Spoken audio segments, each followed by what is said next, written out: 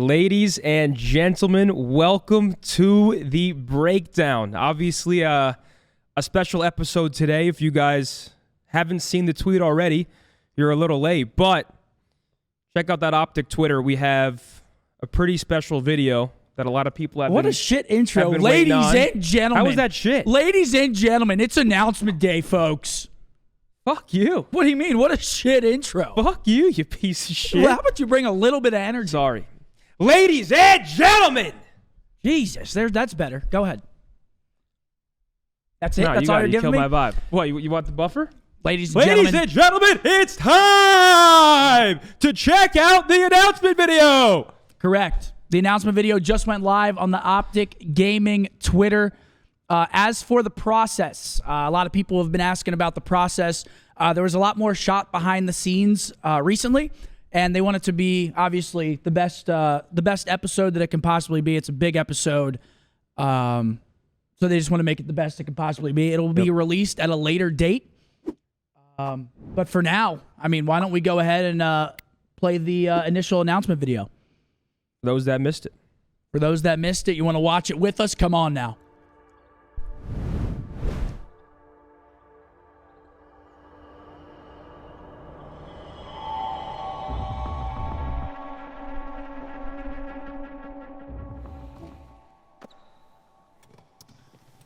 So yeah, it's time to prove the world wrong. My first go around for OpTic on the competitive side back in 2018 definitely didn't go as planned, so I'm excited to get the opportunity to run it back.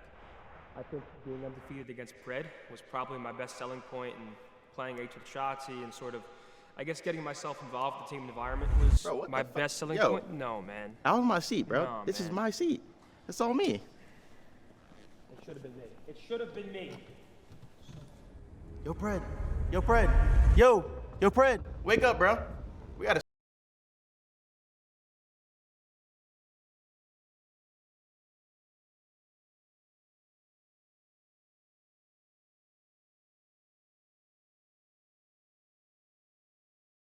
What's good, baby? What's good? Yo, what's up, baby? Some absolute, what do they call it? Corn acting? I was doing insane porn. That video is actually hilarious. Oh, man. That Ladies video and is actually gentlemen, good. we got Predator. We got Kylo Ken, Yep. the new squad. So is there anything you guys want to say off the rip? I guess the floor is yours. No, I'm just happy to be here. I feel like, I've been here for like a week now. Everything's just been smooth, content-wise, team-wise. We've been vibing, so I'm just happy. Predator, you got anything to say, kid? Man. I mean, Yeah. I was been on this team for 8 months, a year now. So for me, it's just finally actually official. So That's insane. I mean, it's just crazy. I mean, even though I know it was always gonna happen, it just still feels like I still get that same feeling where it's just like it sets in like, wow, like just from everything that I've like worked towards, and just even when I started playing, I don't know, it's kind of crazy. Yeah. And I mean, we're going to talk about that later. But yeah, the whole situation last year, like, it was kind of a long time coming. Yeah. I mean, everyone expected it. I mean, Ken, obviously we tried to keep it a secret, but like people slowly started to like catch wind that it was you. Bro, the first day I even had, like, because at first it was, I'm on LAT, and then like the first day I had a talk about possibly coming here, it literally got leaked the next day, and I'm like, That was How are insane. people bro, so fat? There's what? gotta be a rat. It was instant. There's a rat. We'll give Pred the first question. Just explain just how your life has changed over the past few years.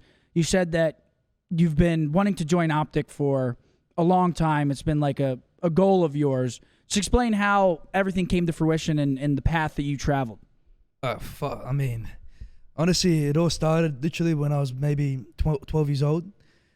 Like I said, I even told you, like yourself, like I've been watching like you and Nate since Black Ops 2. I mean, literally, like, honestly, it was like before school would even start. I literally missed days of school just grinding YouTube. Watching him? Yeah, him and Nate all the time. That's insane, Black right? Ops 2 rank Explains play. why he's so fucking dumb.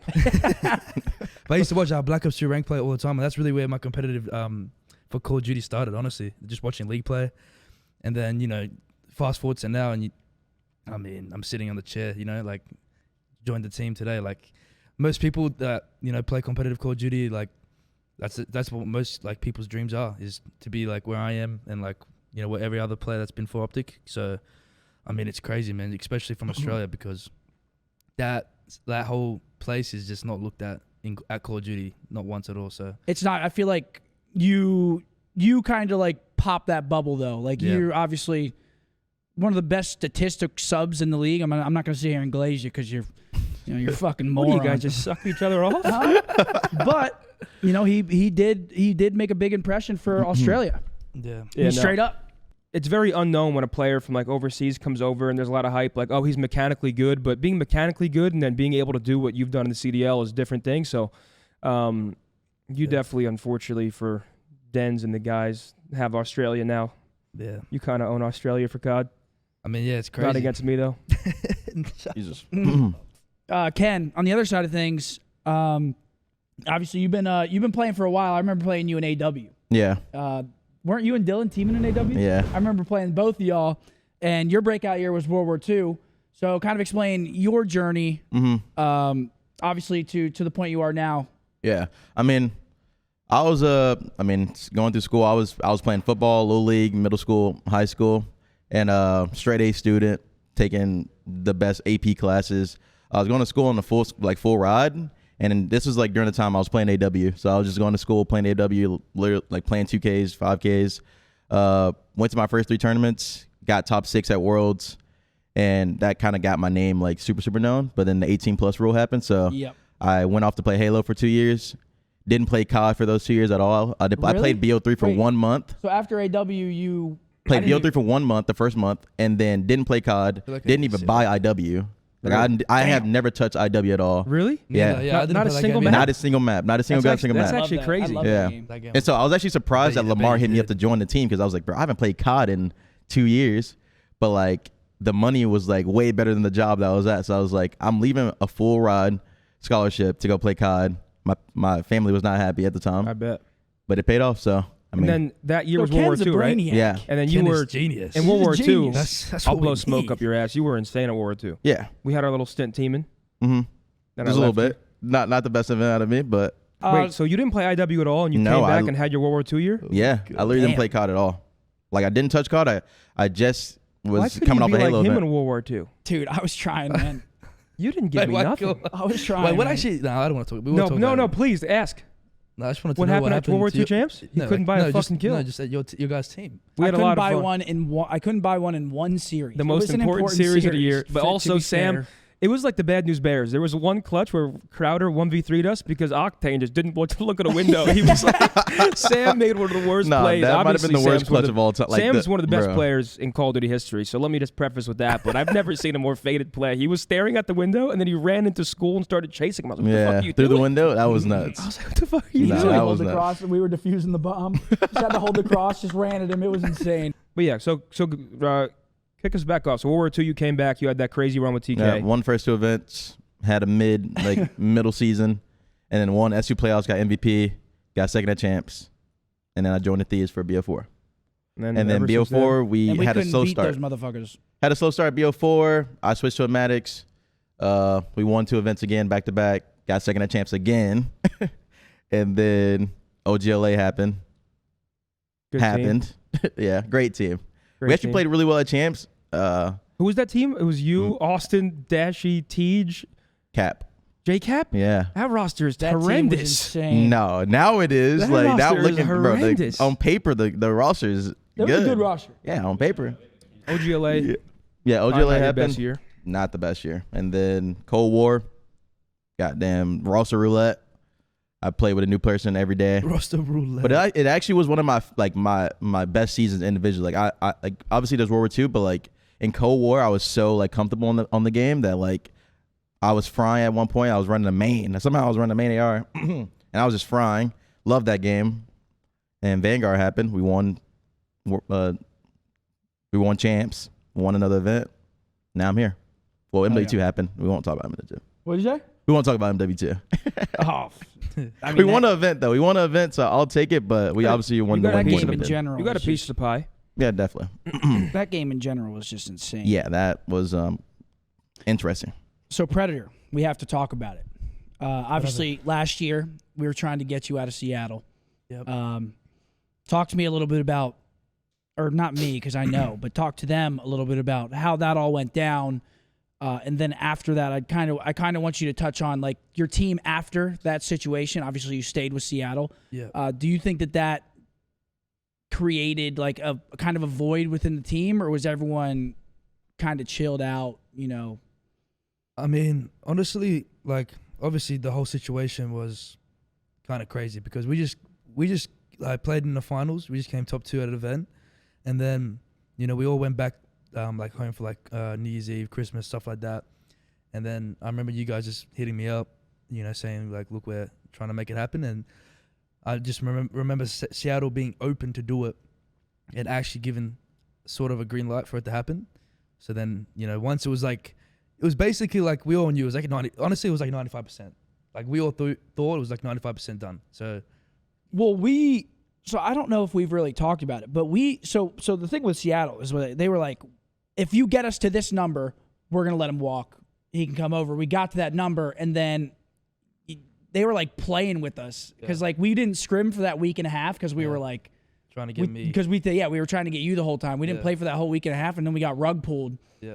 And it was just a bad situation. No, it was. It definitely was. It was just bad because of how long it went. If it was just a straight no from the start, then it's like everyone kind of expected that. But because it got so like deep into the situation, that's what's probably what was actually the most affecting was how long it took. Because the longer it took, so like for example, since I was most likely going to be going, there was obviously like Brendan was going to be coming over to Seattle. And obviously, Lamar and Brendan can't be on the same team. So then Lamar was going to be not on the roster. So, what I'm saying? So Lamar's kind of preparing to potentially leave the team. This is the fucking tea. You know what I'm saying? Wait, yeah, what? This is some Lamar and serious Brandon. tea. Yeah. So that was literally going to be, Jesus Christ. yeah, that was going to be it. And That was gonna be it, man. That is hilarious. I forgot about that. Keep going. and then that was basically going to be the roster. But that's what I'm saying. That's what affected it mostly was because, I was preparing to leave. Lamar was preparing. So then we all had to like come back and have a fresh mindset of like, look, that all fell through, and let's try and win now. So that's what was the toughest part was just trying to come back and just get over that mindset. So that tournament we ended up coming last. So it definitely didn't go too well. So, but yeah, that's basically what really happened. Would you say like just simple yes or no? Would you say that whole ordeal like? Do you think that's why the team started to kind of taper off a little bit? Because you guys came back at the end of the year and you guys started to look like pretty solid again at champs. Yeah, I mean, but would you credit it mostly to that? Yeah, I mean, yeah, honestly, yeah, I probably would. Like, the thing is, like, our team, Major 3, Major 4, we went 4-1 online splits. Like, we went 4-1. Like, we were, like, the number 1 seed heading into the Major 3. But on land, you guys couldn't buy one. And then on land, we obviously, like, if we beat FaZe, we're top 3. So. Yeah. Was that the bottom orange? No, that was Was that unacceptable. the hip fire? That Yeah, was that was unacceptable. it, right? Yep. That was nuts. If we That win was that, actually we're top crazy. 3, like, playing Toronto to get into a grand final, and that could have potentially been, like, playing for our second grand final. And then that like resurrects the and season. Like exactly, then like- you're like everyone's vibing again. And Yeah. that one hip fire, bro. Literally, like, we're top 3, and, like, we came second, third. Like, that's 2 good, pretty decent placements. Yeah. Considering, like, what we had for Major 2 is kind of voided because we didn't practice. We all thought we were leaving. So, like, it was kind of just, like, a whatever split. So, like, to come back and come into another top 3 or, like, grand final and, like, that we're looked so differently. And, like, Yep. mentally and confidence-wise, it's just so different. But, yeah. Absolutely. Switching over to Ken again. We'll just keep going back and forth because That's I mean cool. I got a decent amount of questions for both of y'all. Just some things that I really want to hit on. The next one for Ken is so I didn't really know this about you as a player, but just learning more about you obviously through the roster move. So you're big on team culture. Yeah. Is there anything that you learned at Thieves that you want to bring onto this team?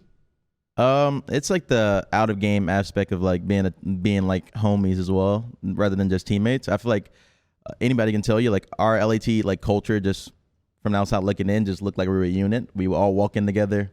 We're all kind of rocking the same outfit, like, and that was literally us. That's how we built the culture over there. It's like in game we want to have the best teamwork, and out of game we just want to look like we're a squad. Like I feel like that's the biggest thing nowadays. You always have one or two people on the team that don't really like their teammates or just some iffy things like that.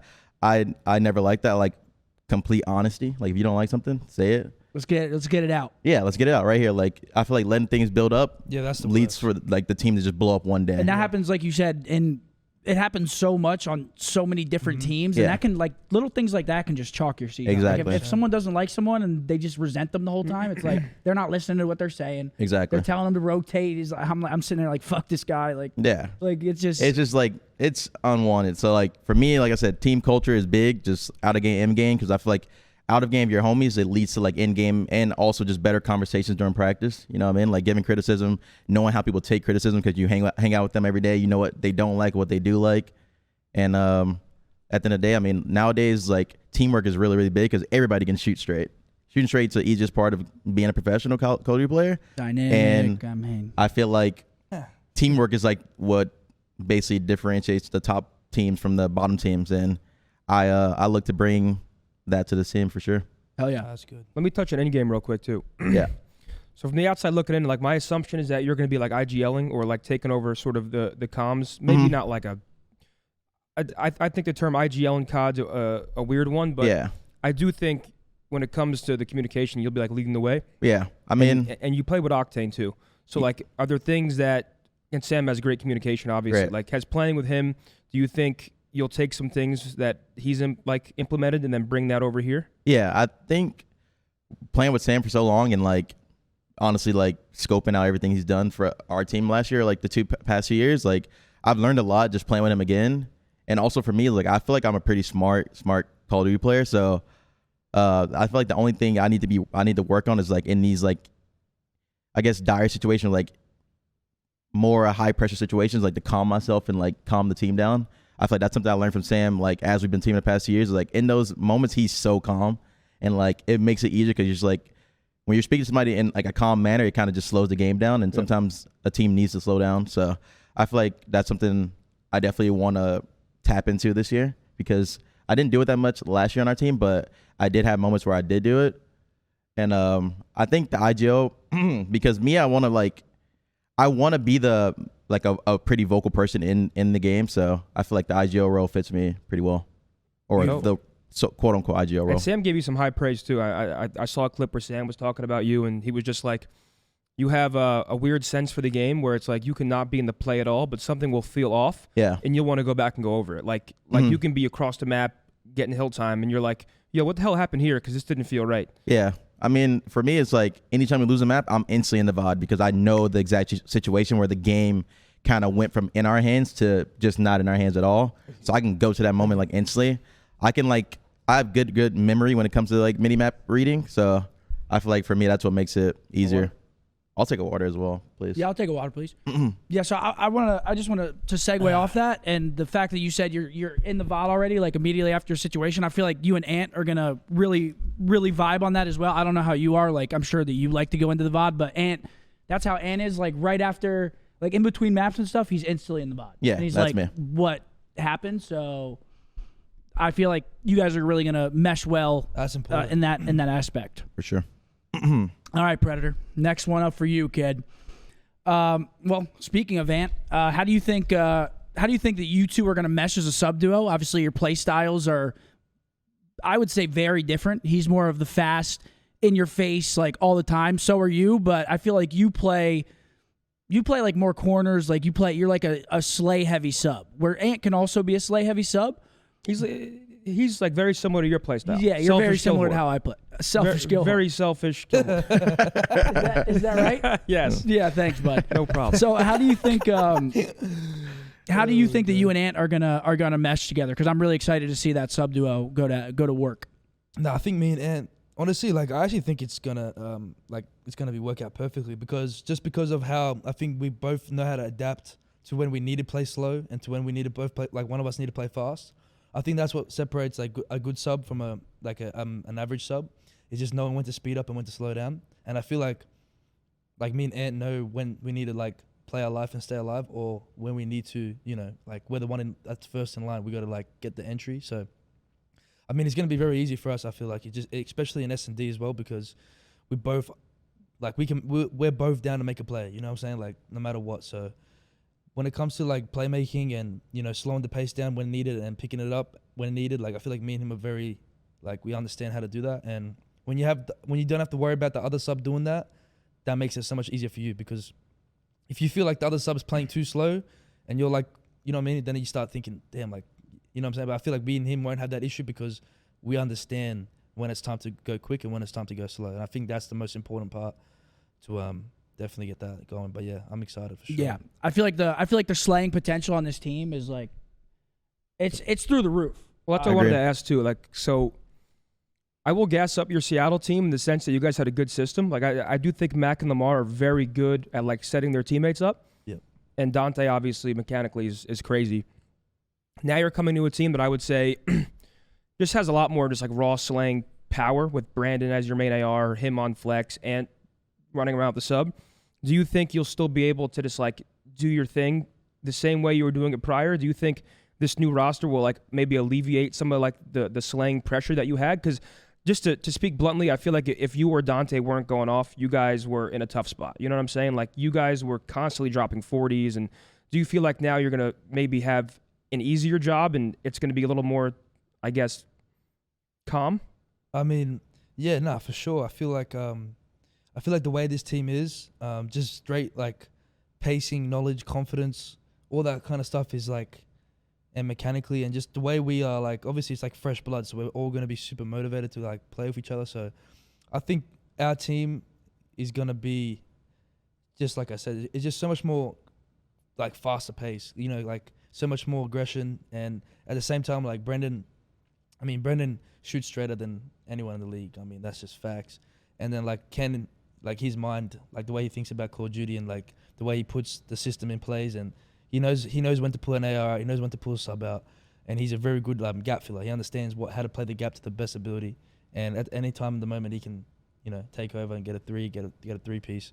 And then obviously with me and Ant just being the most annoying on the map, just running at people and playing our lives, I feel like our team just has so much potential, and it's honestly going to come down to just how we practice. Honestly, that's really what it's going to be. Because if we practice well and we go 100% every day and we put the effort in, then I mean the sky's the limit. It's honestly just simply just the effort we want to put in. Yeah, no, the talent is 100% there, and I think I can't foresee right now you guys having really any issues with practice, just because I mean I know how Ant is, and like he is very very like about his practice. Yeah. So it's like I feel like there's not going to be any issue there with you guys. But really quickly before we ask Ken the next question, I do want to say if y'all could gas up the announcement tweet on the OpTic Gaming channel, Twitter. Riley, if you could pull that up for us just to show people, we'd really appreciate it. Again, it's a big day, and if you guys don't mind showing some love to that tweet over there, be very, very kind. But Ken, so I want to ask you a question about just roles in general. So you've been kind of going back and forth a lot recently, at least the past couple of years, being on a sub or being on a flex. How do you feel this year coming in, like knowing that, I mean, basically you're like a hard flex. Like there's no real time where you're going to have to switch off your role this year. Yeah. So how does that make you feel coming in? I feel like it's my most confident role. Like I love being able to flex between both guns, and because like I said, I feel like I'm a pretty smart player, so I understand what situations I need to use which gun pretty good. It's just like the fact that like I feel like I should be running an AR more times than I should be running a sub. It's because I feel like I impact the game really heavily when I run an AR, because especially ARs that like can kill up close, like can be basically run around snap heavy, because I'm a snappy player. So you get a Maddox, it might be over. Exactly. So it's like I feel like for me, it's like I'm going in super, super confident, because once again, I'm being able to play the role I want to play, and my teammates are absolutely disgusting. So I'm looking to just basically fill in the gap of where him and Ant are basically leaving, and honestly slay. To be honest, I feel like for me, it's going to be way easier because, like I said, I'm confident in being a flex, and also looking to be that big vocalist on the team. Yeah, and I just want to kind of branch off that a little bit. Do you think that the flex fits you just because of your play style? Like, I mean, how would you describe your play style? Like slower? I actually think I'm one of the fastest players in the league, but I also understand, like I feel like I understand it to a T when I need to slow down. Just because, like I said, I'm super big on teamwork. So like you'll never see me like solo challenge unless I feel like I really, really have to. But I also can because I have the talent to ego chow. Yeah. So like for me, it's like I would see myself as kind of like a bailout player at times. I can pop a 2 or 3 piece like randomly, and you're just like, how the hell did Ken just win that? Yeah. But also, like I said, fundamentally, I feel like I'm there at pacing. Like my pace is like on par with like super, super fast.